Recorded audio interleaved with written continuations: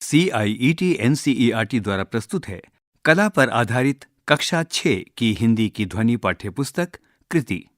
पृष्ठ 25, अध्याय 4, कागज के शिल्प।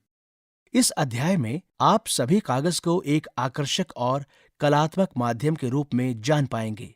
आप कागज को मोड़ने, काटने और सूत्रात्मक रूप में प्रस्तुत करने अर्थात बुनाई जैसी विभिन्न तकनीकों का प्रयोग करेंगे। इसके साथ ही आप कागज काटने की सांझी जैसी भारतीय कला परंपराओं के बारे में भी जानेंगे और सीखेंगे। आप इस बहुमुखी सामग्री के साथ प्रयोग करने की कई रचनात्मक विधियां भी जानेंगे। इस पृष्ठ के निचले भाग में 3 चित्र हैं। पहला चित्र कागज को मोड़ और काट कर बनाए गए एक शिल्प का है। दूसरे चित्र में कुछ बच्चे कागज को काट और मोड़कर शिल्प बना रहे हैं। और तीसरा चित्र कागज से बनाए गए कुछ लैंप शेड्स का है। पृष्ठ 26, गतिविधि 1, कागज मोड़ना। कागज को मोड़ने की कला को ओरिगामी के नाम से जाना जाता है। ये एक कला है जिसकी उत्पत्ति जापान में हुई और अब ये पूरे विश्व में फैल चुकी है। हो सकता है कि आपने कागज को मोड़कर कुछ वस्तुओं को बनाना सीख लिया हो। क्या आप सदाको और 1000 कागजी सारस की कहानी जानते हैं?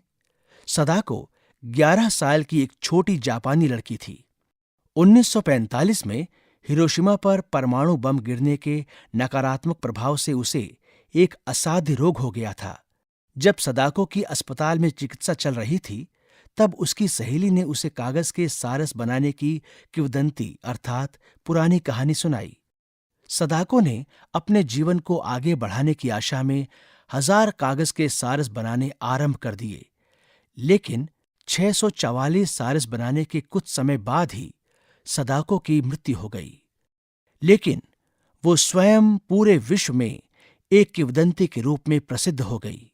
आज भी विश्व भर से लोग कागज के सारस बनाकर जापान में बच्चों के शांति स्मारक पर भेजते हैं। इस प्रकार कागज के सारस शांति के प्रतीक बन गए। आप कागज को मोड़कर कई प्रकार की वस्तुएं बना सकते हैं। अपने शिक्षक, माता-पिता और मित्रों से सीखें कि कागज को मोड़कर विभिन्न प्रकार की आकर्षक वस्तुएं कैसे बनाई जाती हैं।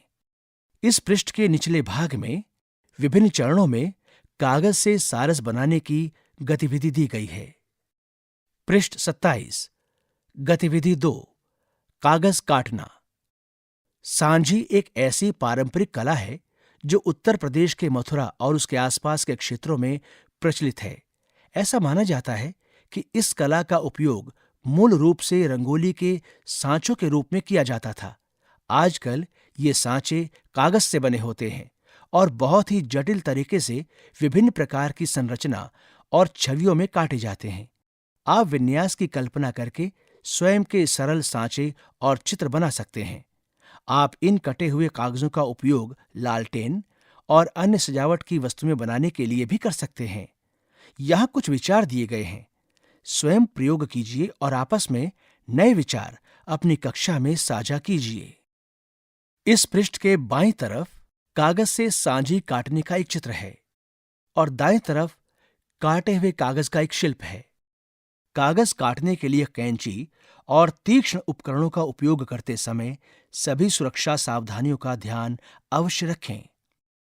क्या आप जानते हैं, त्योहारों और अन्य अवसरों के समय धागों पर लटकाए जाने वाले कागज, कपड़े या प्लास्टिक की सजावट को ध्वज पताका अर्थात बंटिंग कहा जाता है।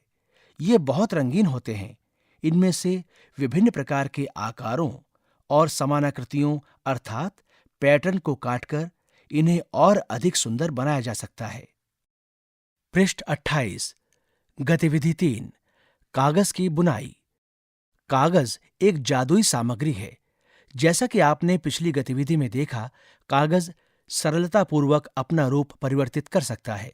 कुछ काट छांट और मोड़ के साथ ये जीवों और वस्तुओं का आकार ले सकता है। आइए कागजी शिल्प की एक और विधि या बुनाई के साथ प्रयोग करें। यदि आप अपने आसपास किसी भी वस्त्र को ध्यान से देखें तो आप देख पाएंगे कि यह दृढ़तापूर्वक तथा एक दूसरे से आड़े तिरछे लिपटे धागों से बना है। इस आड़ी तिरछी बुनावट को ताना बाना भी कहा जाता है। आइए कागज के साथ ऐसा करने का प्रयास कीजिए। चित्रों को देखिए और अपनी स्वयं की चटाई बुनने का प्रयास कीजिए। इस पृष्ठ पर 3 चित्र हैं। पहला चित्र कागज से बनी एक चटाई का है। यह चित्र लाल, सफेद और पीले रंग की कागज की पट्टिकाओं से बनाया गया है।